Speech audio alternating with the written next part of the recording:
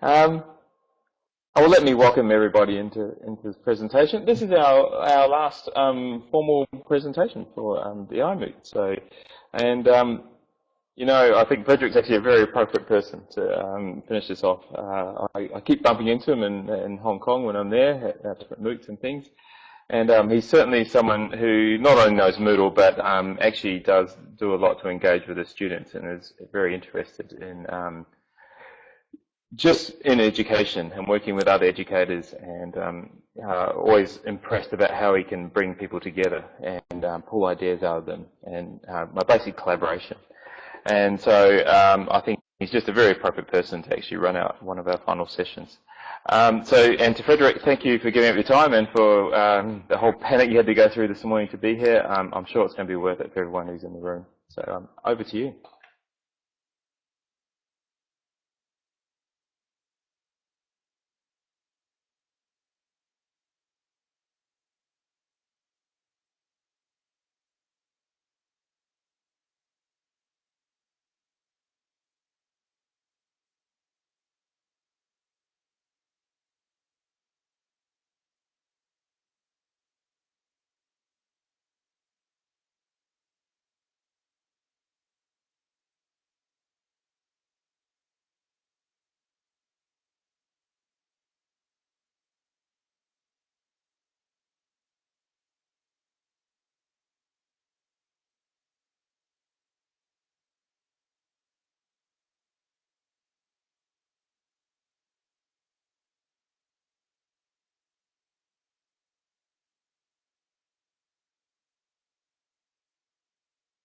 Oh, hi.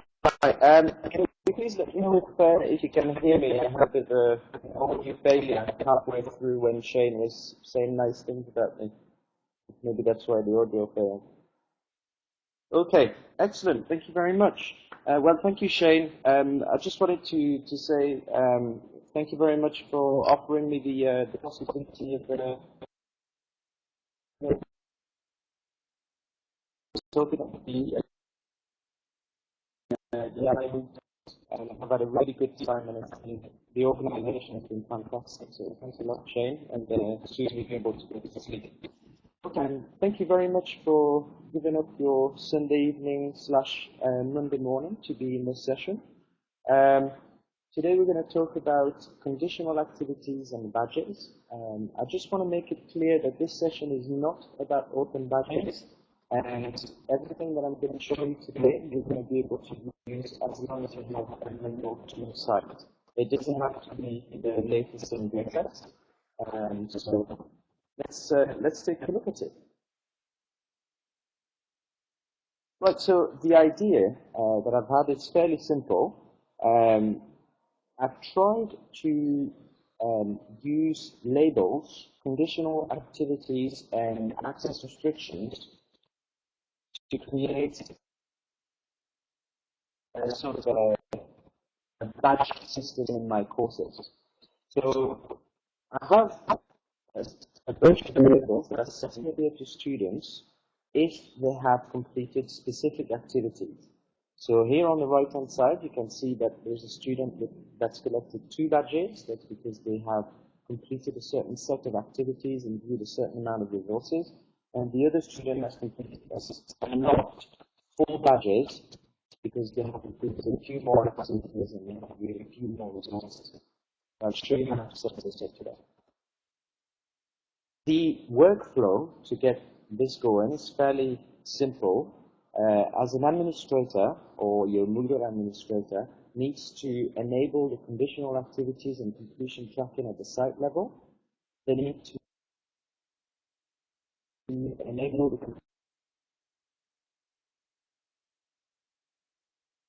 completion tracking at the course level, and they need to set the completion criteria for activities and resources. So the only step that you can't do if you're not an admin is the first step in this slide. Then you need to go on and create the badges, and then you need to restrict the access to badges based on completion criteria for the activities and resources that you set up. And then if you like, you can set up some I'm not quite sure whether it should be all reserves or not, but basically the idea is that we have just run this on all course. Features of the system that I'm using is that it can be used on any Moodle 2 site. And this is quite important to notice. We're not all able to upgrade to the latest version of Moodle. Students comes out due to several reasons, sometimes compliance, sometimes the administration doesn't want to do it halfway yet, and the plugin to be updated. So this works on any Moodle 2 site. It only uses core Moodle capabilities, so you don't need to use a plugin. If your administrator is not very keen on installing plugins on Moodle, that shouldn't be a problem. Then a big one for me is that it's portable. It follows you with backups. You can leave school or organization, you can take it with you, and it should be portable. There are no design limitations as to what the badges look like.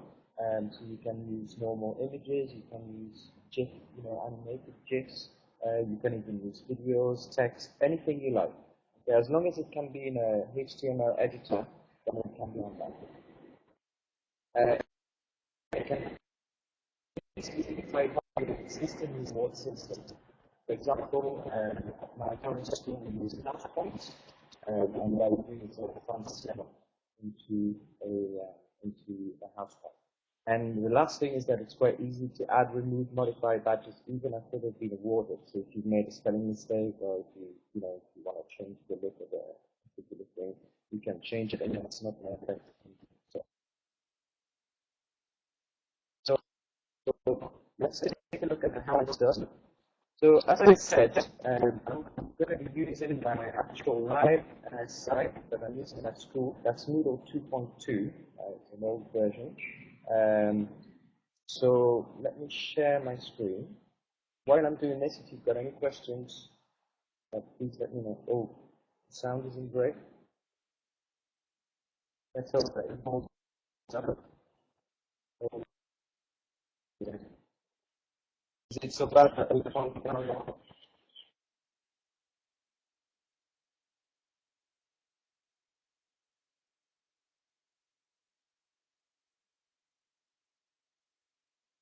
Well, I think the humidity right now is approaching 100%, and I'm outside, so it could be the reason. I think it's just a connection that just getting rubbish. So I'm going to try and share my screen. I'm not sure whether it's going to work or not. Let's take a look.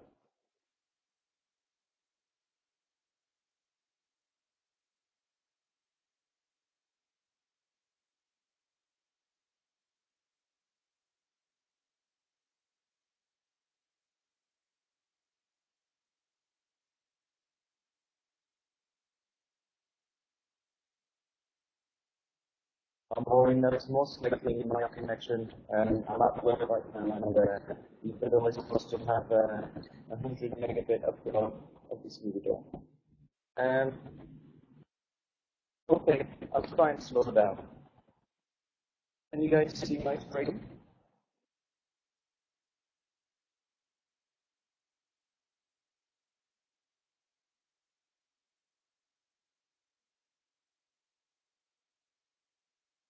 Okay, thank you. I will try and go slowly and see whether that works.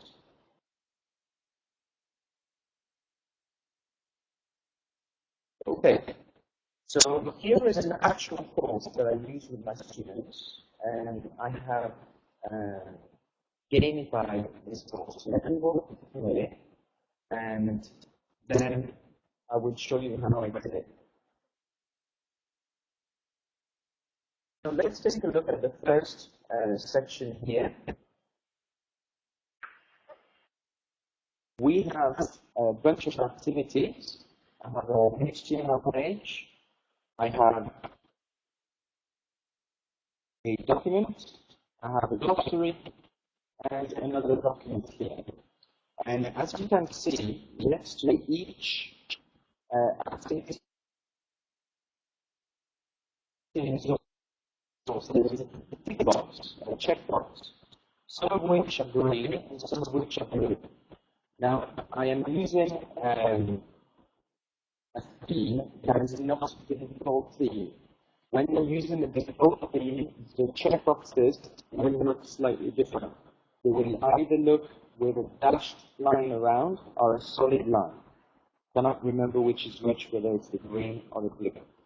The idea is the same, either whether you use the default theme or another theme, is that some of the activities are marked as complete when a student performs a specific action to do with a resource or an activity automatically, or whether they mark it done themselves. So for example, here, I have the help input.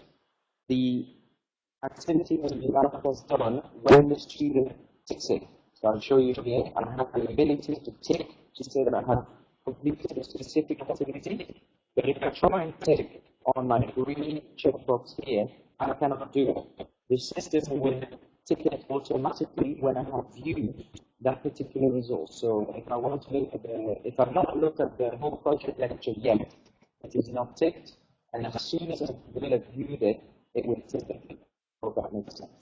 So now with conditional activities and completion tracking, each activity and resource on the Google course is aware as to whether the student has completed it or not. So let me show you how to set this up. First thing that your administrator needs to do is to enable the completion tracking and additional activities on a site level. Let's see if I can do that. The day keeps getting worse to me. I don't actually have any permissions on this particular computer, so I can't show you. I'll put a link on my presentation at the end so that you find out how to do it. But I can tell you the path right now if you want to write it down. To get to it, you have to go to Site Administration in the Administration block, and then you have to click on Advanced Features. And at the bottom of the page, you will find two checkboxes that you need to tick. One of them is called Enable Completion Tracking, and the other one is called Enable Conditional Activities. So let me show you what you need to do now on a course level. You need to enable the student tracking. So you need to click on Edit Settings. For this course, it's already done. We want some edit settings.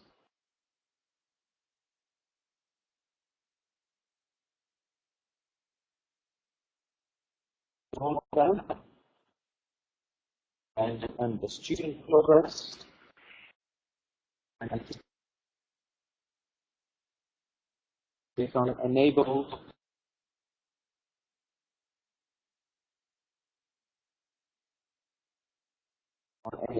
Now it looks slightly different depending on which you go, but the idea is the same, is that you have to enable it around here.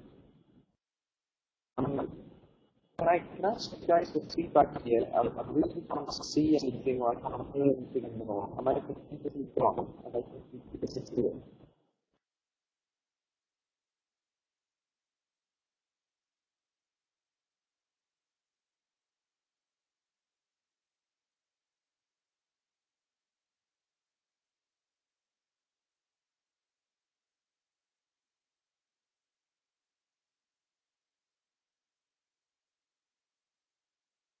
The sounds completely gone.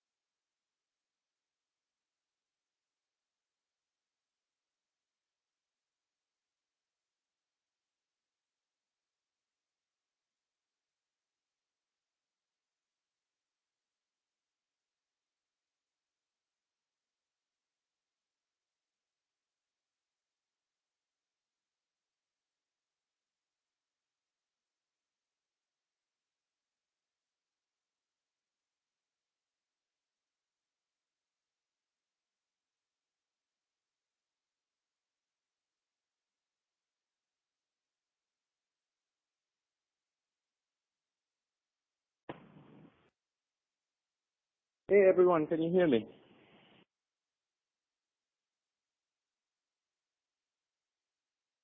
Yay, we're back. Excellent. Well, the Gremlins haven't won. Okay, great. Okay, fantastic. Okay, let's get back to it then. So I'm currently on my course here, and as a teacher, this is where you need to enable the student progress.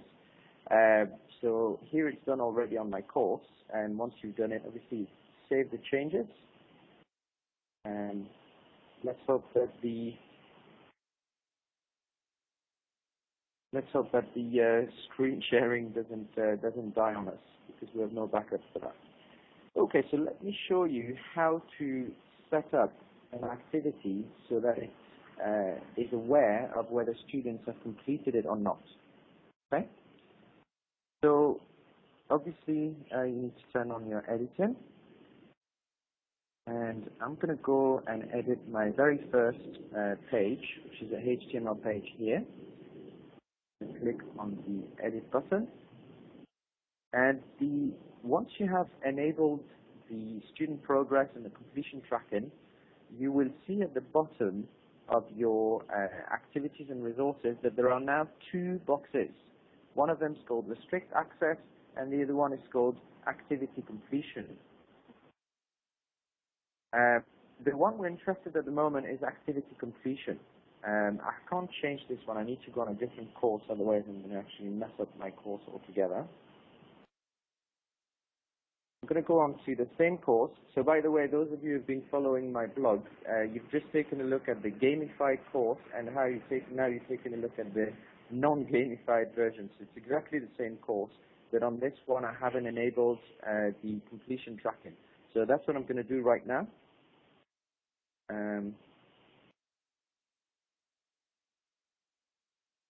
Oh no, I did. Let's go.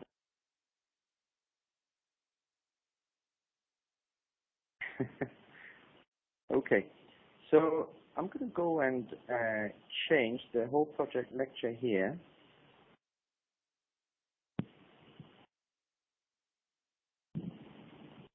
No idea what's going on, guys. Now this is dying on me. Oh dear, everything's going wrong today. Yeah, I think the is going to be useful. I do advise you perhaps to take a look at the session. You know what, guys, this is not going to work.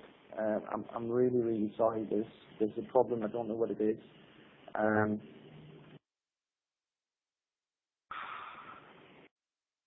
Okay. Do you know what? It doesn't matter a lot.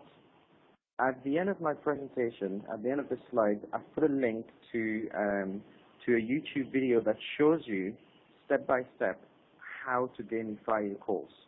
Now, I think we're probably better off talking to one another about the whole system now, and potential pitfalls and issues that we may have with it, because it's just not working for me today.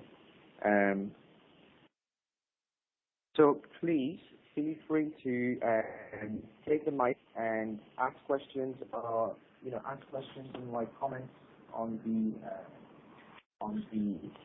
chat box, so that we can share perhaps some ideas. Maybe you've tried something similar. It'd be good to share those things.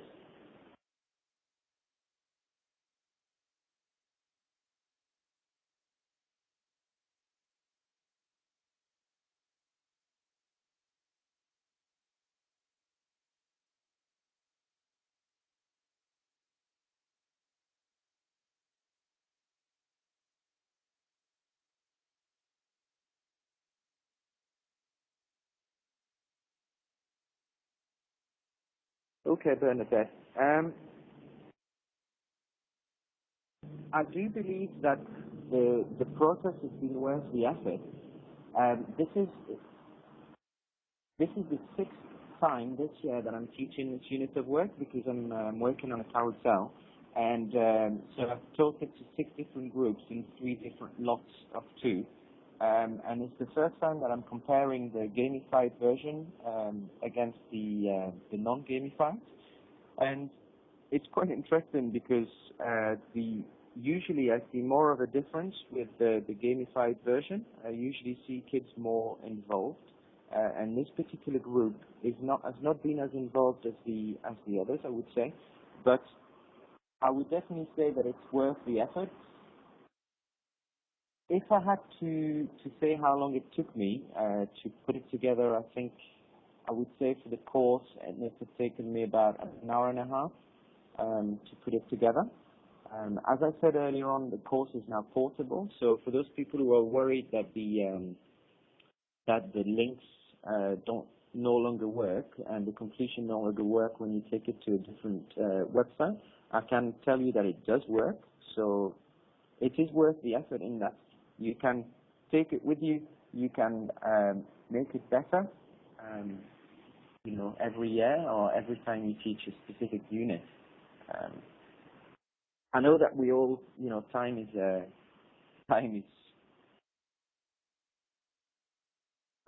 short. Time is quite tight for most of us, as teachers. But I would definitely say that it's worth it.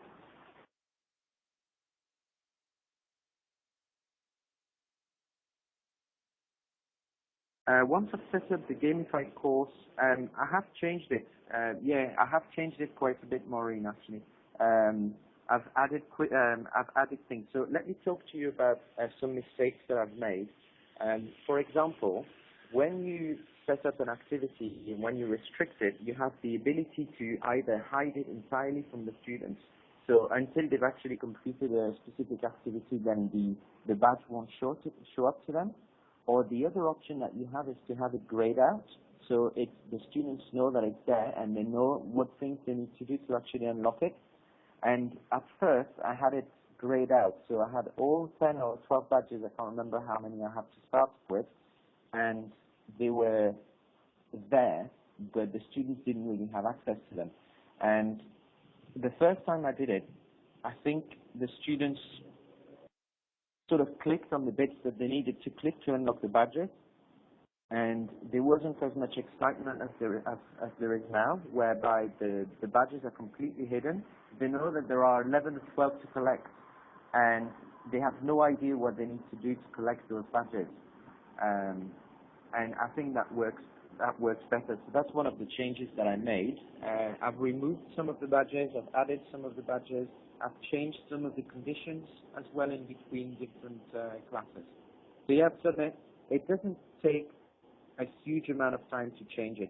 I think what really takes time is to set up the Easter eggs. That's what takes time.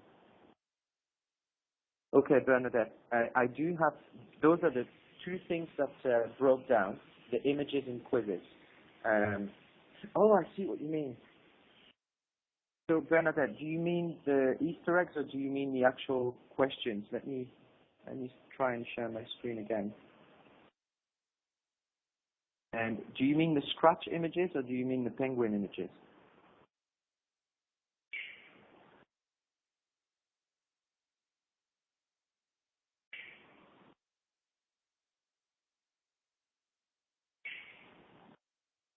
If I have an image and a quiz question, there are two ways I do it. So if I've got an image of a penguin, my Easter eggs that you can see on the blog, those are the only two things that break. It's not the images that break, but it's the links. So when I take it to another course or when I restore it, those two links break. That's the only two things that break. But in terms of images, what I do is I don't actually insert an image. I turn it into a base 64, and then I insert the code, and then your web browser then translates that back into an image. So what you do is you don't actually insert an image into your course, into your quiz question as such. Base 64 is just a bunch of text and.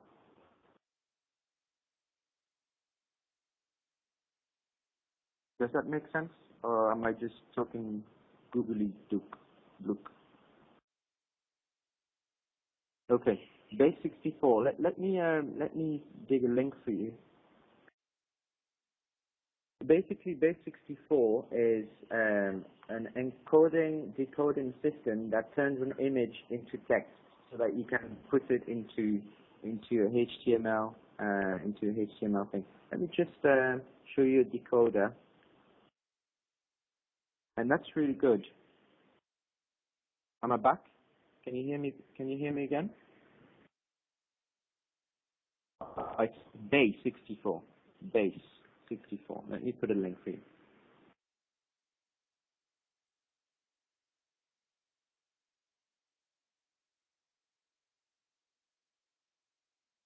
Yeah. So there was a question, another question, Solange. You asked about feedback about an idea. Yeah, do you want to take the mic and talk to us about the idea?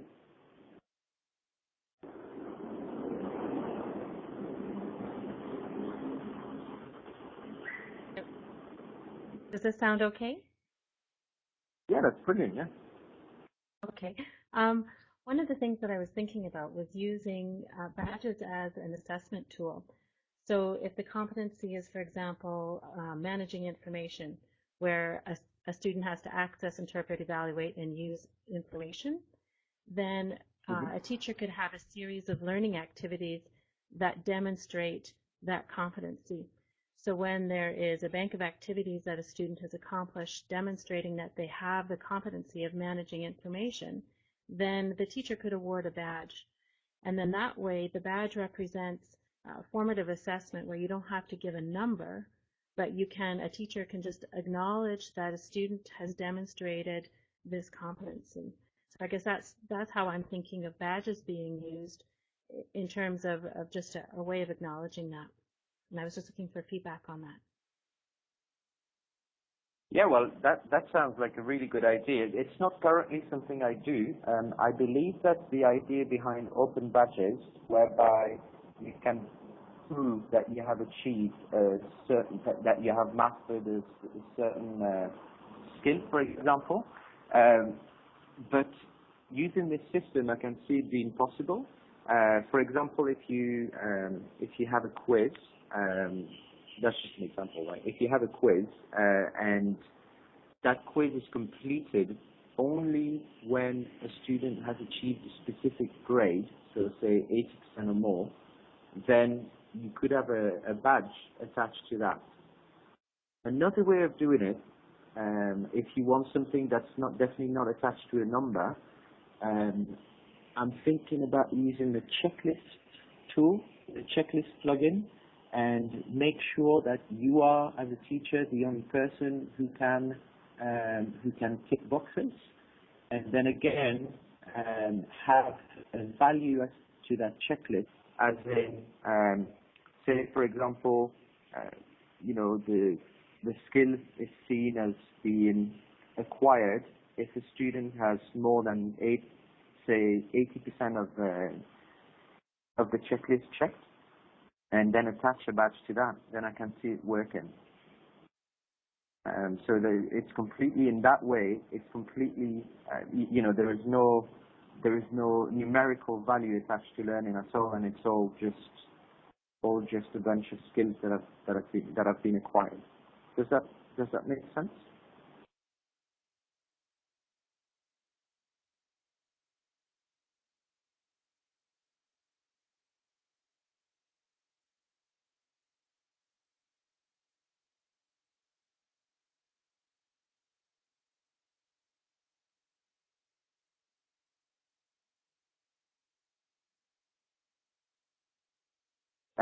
Okay.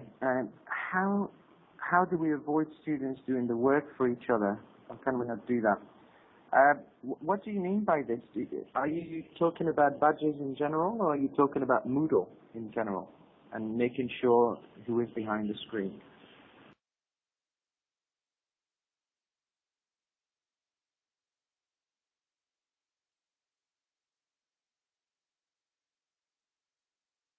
Moodle and badges. Moodle, there is no way, as far as I'm concerned, or badges, there is no way. As long as your students are not here, it's a bit like It's always the same issue, isn't it? As long as now that we ask for a lot of things, to be typed, there is no way to make sure that it's a specific student that's completed an activity. In the olden days, we could make sure that you could check the handwriting and make sure that it was the correct handwriting. Although, to be fair, someone could just be telling another student what to write. Yeah, there is no way. You just have to trust, I suppose. Yeah.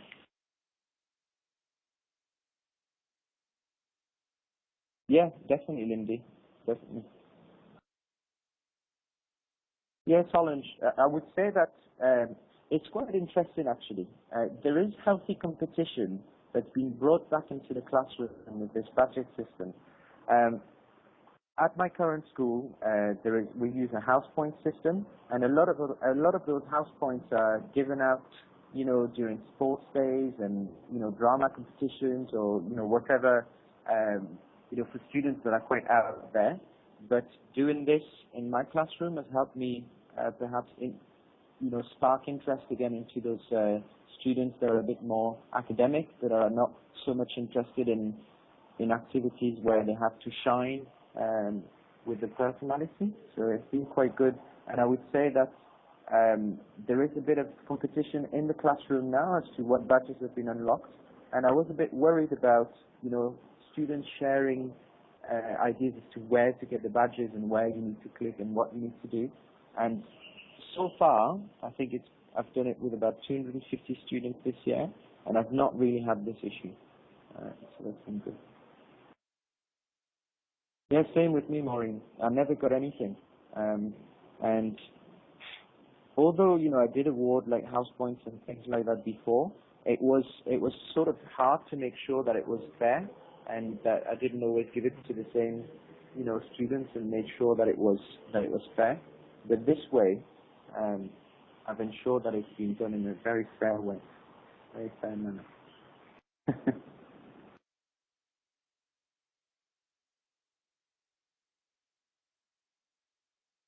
Yeah, I think so. As a school, I think it's very important that all sorts of different skills are rewarded along the way.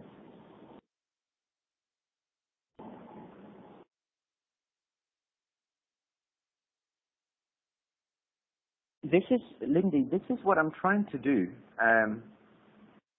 This is what I'm trying to do at the moment with my experiment. So I've got two courses, one that's gamified and the other one that isn't.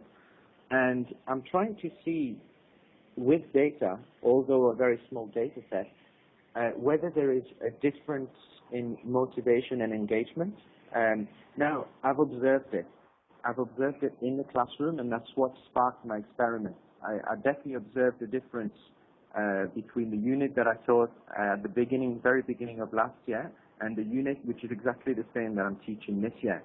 And I have noticed that the students respond to the unit in a very different way, in a very different manner. And I don't believe my way of introducing it has changed, apart from the gamified element of the course.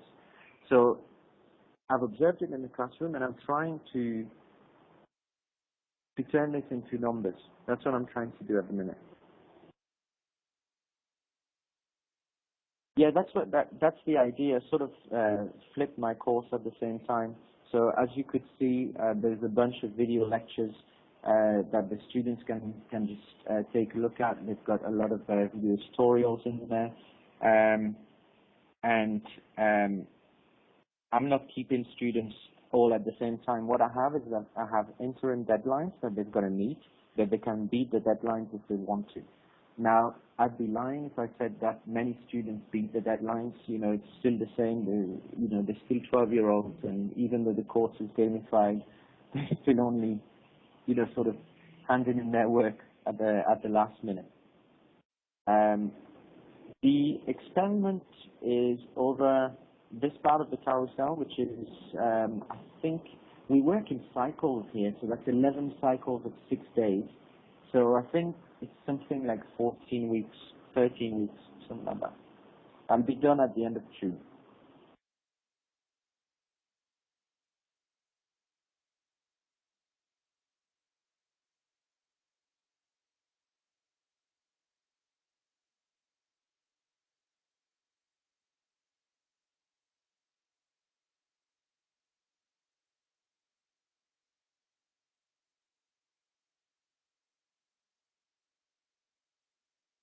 You know, Solange, this is really interesting. That's not an area that I've looked into, but that's something that I was thinking about for next year. I find formative assessment, you know, we're an MYP school, so it's an extremely important part of our assessment, and we do a lot of it. And I was thinking of ways to, you know, to integrate that with the badges system next year. Unfortunately, I'll be moving schools next year, and I've got to see whether the administration would be, you know, happy for me to implement such a thing. If they're not with students, that's definitely something that I'll be doing with teachers, to sort of get teachers excited about their learning again, and to get good feedback, quality feedback throughout the course, and without delay. So that's something that I'll be looking into. And if you do, do you have any blog or anywhere where you share your findings, Solange? If you could post a link, then I'd definitely follow what you're doing, because that's definitely something that I'm interested in as well.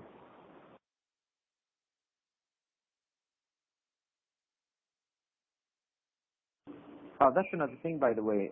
Everyone who's still in the presentation, please feel free to post, you know, any link to personal blog, personal things that you use to share. Thank you, Thomas. To share what, you know, your findings and ideas.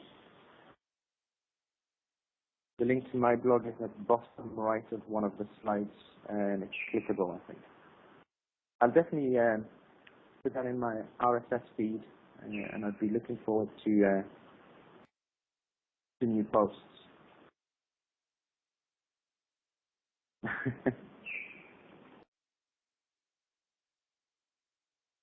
I'm extremely sorry that we've had so many issues. It's the morning here.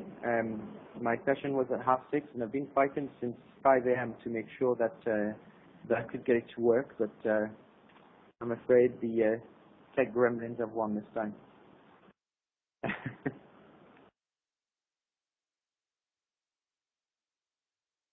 Thanks, Megan. Yeah, Bernadette, you know, It's always been a failure. We really appreciate that you struggled with the tech issues and actually made your way through them. Thank you so much. It's been a wonderful session. On behalf of the Pukunui team, thank you very much for giving up the time and presenting at iMoot. We really appreciate it. For those of you who have almost finished, make your way through to the last iMoot session. So long, and thanks for all the fish, where our Pukunui team will be wrapping up. For now, join me in thanking Fred very much for his presentation. That's wonderful. All right, well, thank you very much. I'm going to have to go because my background microphone is dying, so there you go. There's another thing. So thanks a lot, and I really hope that we, you know, we keep in touch after the iMoot.